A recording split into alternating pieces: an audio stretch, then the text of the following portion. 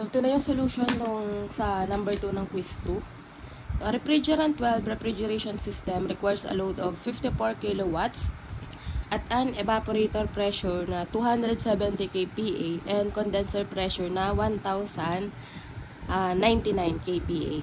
The refrigerant is subcooled 10 degrees Celsius before entering. So, before entering the expansion valve, and vapor is suspended 14 degrees Celsius before entering the compressor with the stroke equal to 1.25 times the bore is to be used at a speed of 27 revolution per second. So, the volumetric efficiency is 84%. Determine yung quantity of cooling water. Quantity ng cooling water in the condenser for an 11 degrees Celsius increase in temperature. And B, the bore and stroke. And yung C, yung last na pinapahanap is the compressor power. So, una sulat muna natin yung mga given. Bakit naka-red ball pen? Sorry. So, sulat muna natin yung mga given. So, meron tayong a load of 54 kilowatts. So, meron tayong refrigerating effect. So, meron tayong QA na equal sa 54 kilowatts. Evaporator pressure. So, pressure ng evaporator. So, PE na lang. 270 kPa. Or yan yung ating P1. P1 na lang para hindi kayo pero pwede rin naman P ng evaporator. Nasa sa inyo naman. So, meron tayong P1 or P ng evaporator, 270 kPa. Meron tayong condenser pressure or pressure 2 na equal sa 1099 kPa. So, the refrigerant is subcooled at 10 degrees Celsius. So, meron tayong temperature subcooled na 10 degrees Celsius. And, before entering the expansion valve. So, bago siya pumasok ng expansion valve dun sa ating T3 0.324. And vapor is suspended 14 degrees Celsius suspended before entering the compressor. So, meron tayong before entering the compressor, so meron tayong temperature ng superheat suspended before entering the compressor. So, meron tayong temperature ng superheat na 14 degrees Celsius. Tapos daw, with the stroke. So, yung stroke natin or yung length ng stroke natin is equal sa 1.25 times yung ating bore or yung ating diameter. Tapos, ano pa ba? Volumetric efficiency. So, meron tayong volumetric efficiency. So, meron tayong EB. Volumetric efficiency na 84% or equal sa 0.84. Ano pa?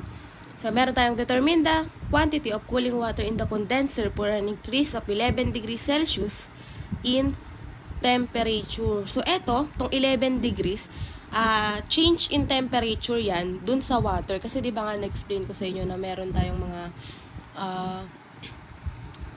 dun sa yung pampalamig natin ang ginagamitan ng tubig. So, dito, yung change in temperature ng water is equal sa 11 degree Celsius. So, yun na. Okay na tayo sa given. So, ano yung mga pinapahanap? So, meron tayong required. Ang required natin ay quantity of cooling water. So, meron tayong mass ng water. Pinapahanap yung mass ng water. Pinapahanap din yung bore and stroke. So, meron tayong diameter. Meron din tayong length. Pinapahanap din yung ating compressor power or yung work ng compressor. Siyempre, power kapag may mass. So, ngayon, problema natin, paano natin makukuha yung mass ng water? Mamaya na natin pala problemahin kasi kailangan muna natin makuha yung H1 to H4. So, try muna natin i-drawing or ilagay sa schematic diagram yung ating given. Ay, sorry. Dapat baluktot talaga dito yan. Baluktotin natin. Baka sabihin nyo mali. Ay.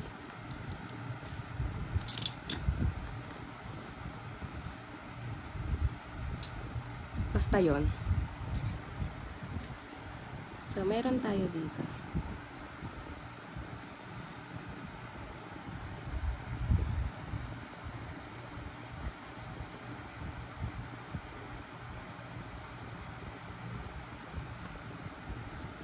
So, yung pressure natin is 270 kPa. Tas dito ay 1,099 kPa. So, meron tayong, kunin na muna natin yung temperature natin at evaporator. So, yung temperature natin, or yung T1 natin, is equal sa temperature at pressure ng evaporator, or pressure 1. So, check natin. So, ang ating pressure pala ay equal sa 270 kPa. So, tingin tayo sa table para makuha natin yung Tsat. Tsat yan. T-saturated at 270 kPa. Napin natin yung 270 kPa. Eto. So, meron tayong 270.01. So, para di na tayo mag-interpolate, pwede na yan. 270. Ang temperature niya ay negative 4.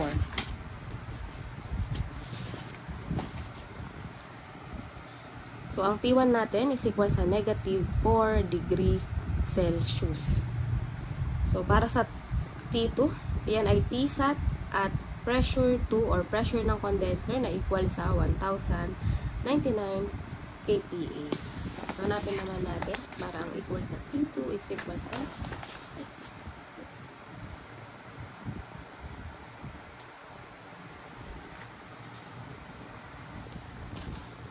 So, yung Tsat natin at pressure ng condenser na 1,099. Hanapin natin sa R12. 1,099. So, kung mapapansin natin, walang 1,099. So, malapit naman yung 1,100 para hindi na tayo mag-interpolate.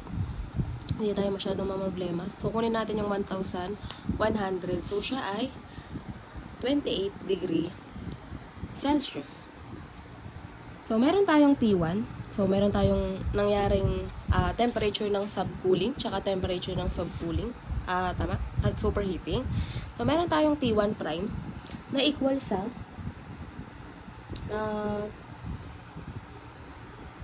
ano na to? Pag subcooling. So, meron tayong temperature ng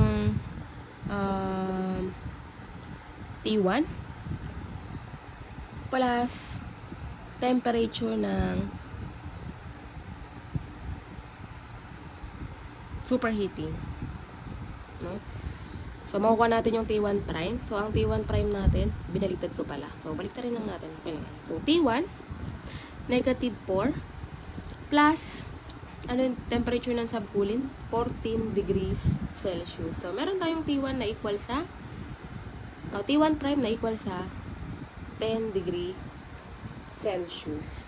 So, next, para naman sa T3, or yung ating T3 prime. So, equal yan sa T2 minus yung ating T na subcooling. So, meron tayong T2, 28 degrees Celsius, minus T ng subcooling, 10 degrees Celsius. Ang T3 prime natin ay equal sa 18 degree Celsius. So, lagyan natin ng marker para hindi natin malito. So, okay na? So, pwede na tayong kumuha ng mga enthalpies. So, dito na lang natin lagay sa gilid para hindi magastos. So, plotting the values. So, para makuha natin yung ating mga enthalpies. So, mag-start tayo at point 1. So, at point 1, syempre, meron tayong superheating. So, lagay natin para hindi tayo nalilito. Superheating. So, ano nga kasi ang ginagawa natin pag with superheating, di ba? Ang H1 prime natin is equal sa, so, yung H1 prime natin is equal yan sa H natin at syempre nagbago ang temperature natin. So, yung bagong temperature, so yung T1 prime, and yung pressure natin na original. So, yung pressure at 0.1 or yung pressure na evaporator. So, i-plot natin yan ngayon. So, yung T1 natin ay T1 prime natin equal sa 10 degrees Celsius. And yung pressure 1 natin 270 kPa. So, i-plot natin ngayon yan para makuha natin yung H1 prime. H1 prime.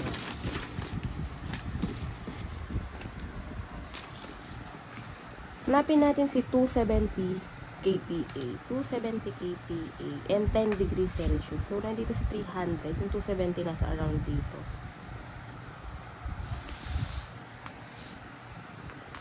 So, 300. Siguro mga nandito yung, sabihin na lang natin nandito. 270. 20. 30. 40, 60, 80. Siguro mga 270. Maluwag naman to. Sige, ito na rin sabihin natin 270. Tapos, ilan kasi? 270 and 10 degrees Celsius. So, asan si 10 degree? Ito si 10 degrees Celsius. Sulatan ko na para mas maintindihan nyo. So, ito si 10 degrees. Ito yung pa-curve niya na pababa. So, dito sila nag-tama. Around dito. So, pag kinuha natin yung nasa baba niyan, ang ating makukuha ay di siya tumama ng 360, no? So, kapag may nakakuha ng 360 dyan, so, hindi natin tatanggapin kasi kita naman natin, hindi siya tumama sa 360 kasi ito yung line ng 360. So, andito lang. So, mga around 350 to 360. So, kunin natin 358. So, 358 yung ating H1. So, yung H1 natin is 358 kilojoules per kilogram. Next, so dahil sa pagpa-plot natin, makukuha din natin dyan yung S1 prime. So, para makuha natin yung S1 prime, so, mula dito sa napag-intersect nila, so, dito sila nag-intersect, ang ating mga entropy ay paslan. So, kunin natin. So, ang entropy natin ay hindi rin tumama sa 158. Nasa gitna siya ng 158 to 160. Pero, hindi naman siya nakagitna. So, sabihin natin 159 na lang din para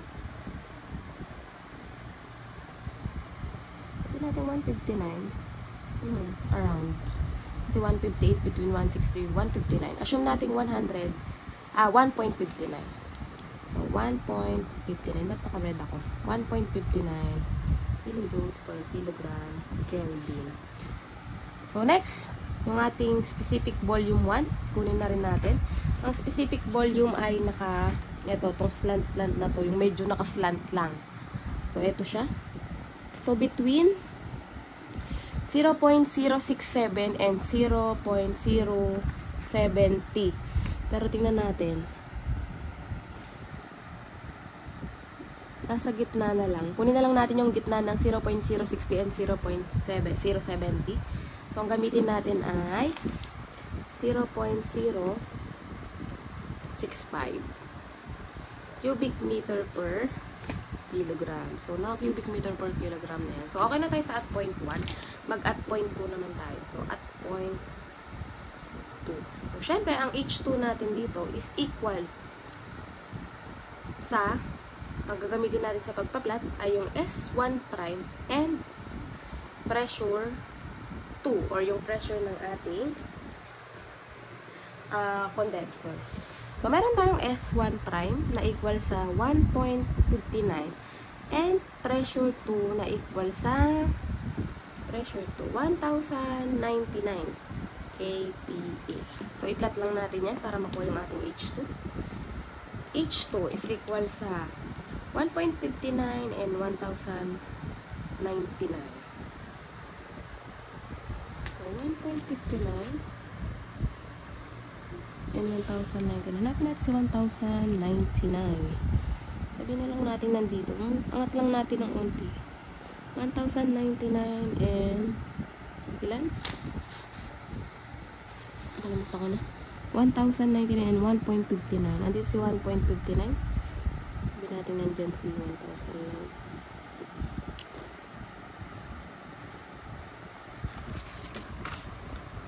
9:59.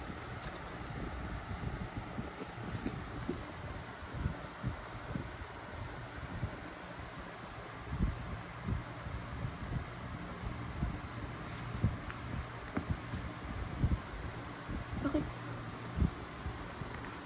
Hindi siya entry.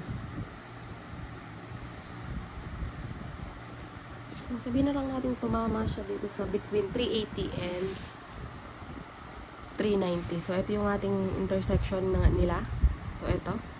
Tapos, tumama naman siya sa line. So, kahit dito pala sa taas kita.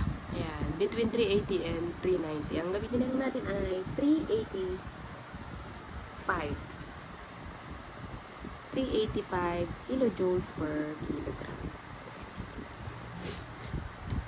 Lagyan na lang din natin ng prime para so, at point 3. So, ang ating H3 natin is equal sa H4. And, with subcooling. And kapag may subcooling, meron tayong formula, di ba? Na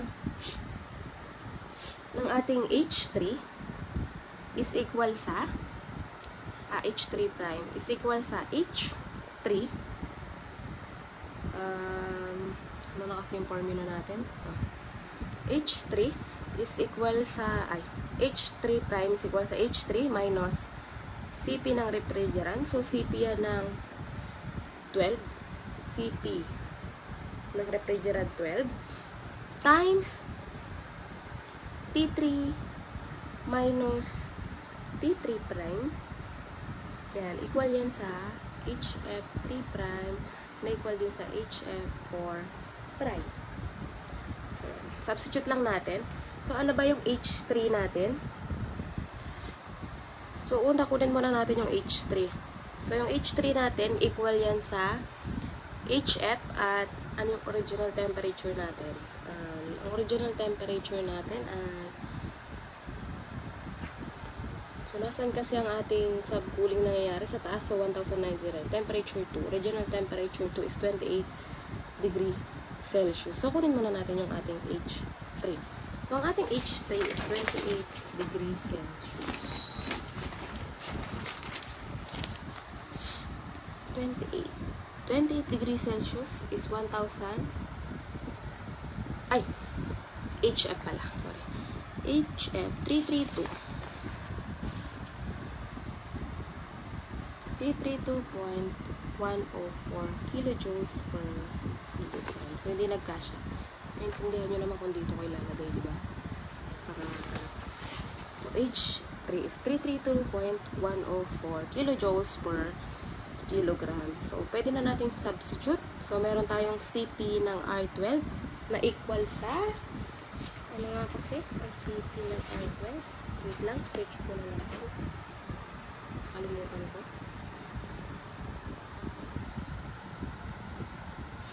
So, ang CP ng R12 natin is 0.96 kilojoules per kilogram Kelvin. So, substitute lang naman natin yan.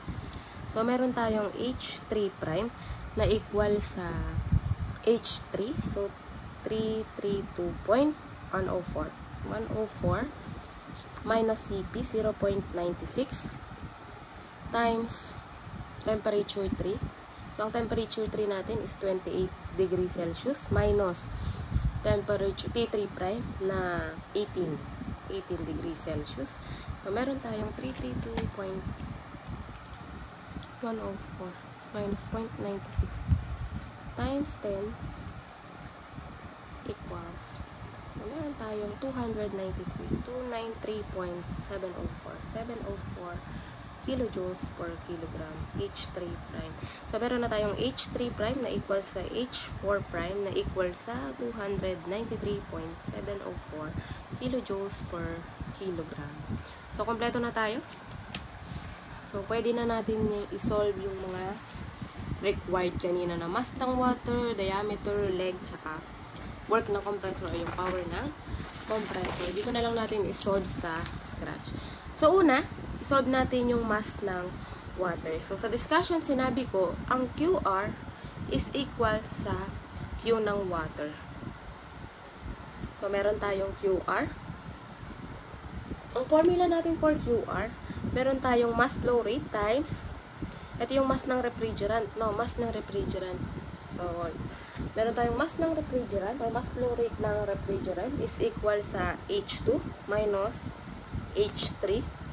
So, equal sa QW or heat ng water. So, equal yan sa M or mass ng water, CP ng water, at delta T ng water. So, meron naman tayo H2, H3.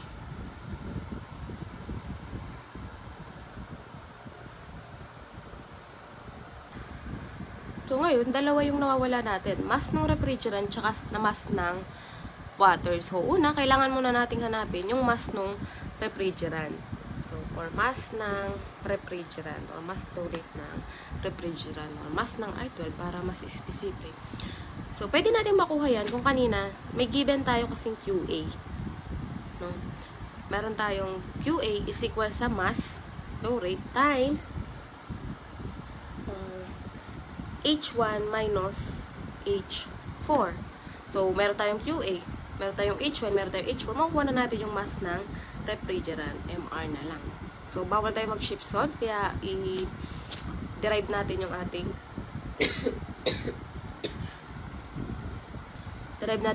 formula. So, divide both side by H1 minus H4.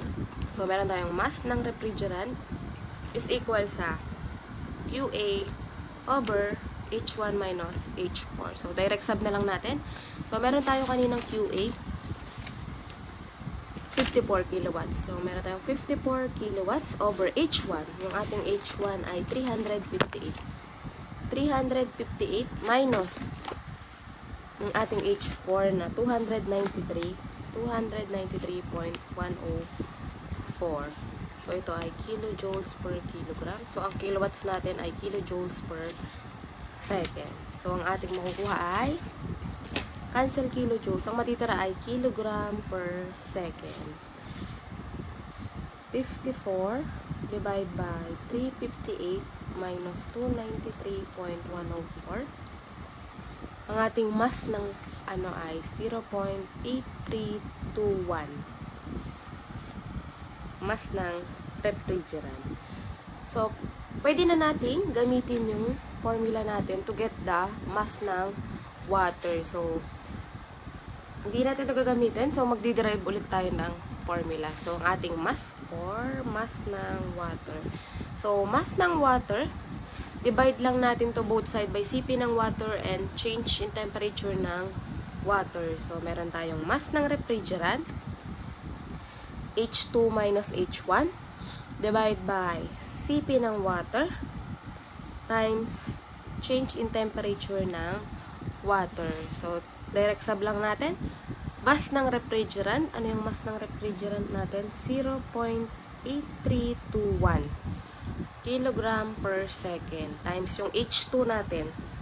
Yung nakuha natin H2 ay 385.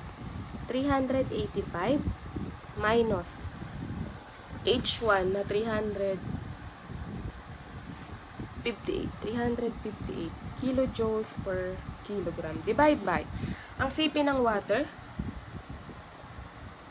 Ang CP ng water is 4.187 kilojoules per kilogram Kelvin. Times temperature ng ating water. So, change in temperature. So, dahil change naman yan. So, ang 11 degrees Celsius. So, pag sinabi ko pag change, di ba, ang absolute equals lang dun sa, kunwari, naka-degree Fahrenheit siya. Pag change, equal lang yun sa, ano sabi ko? Celsius, no? So, Kelvin. So, 11 degrees Celsius natin, equal lang din yan sa 11 degrees Kelvin. 11 degree Kelvin. So, makakancel si Kelvin. Makakancel si kilojoules. Makakancel si 1 kilogram. So, ang matitira ay kilogram per second, no? So, calculator. 0.8321 times 385 minus 358. Ay, hindi ko siya na ano.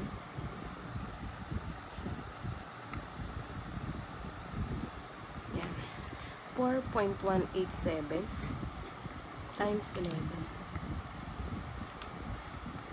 So, meron tayong mass ng water na 0.4878 kilogram per second. Mass ng water. So, okay na tayo sa question letter A.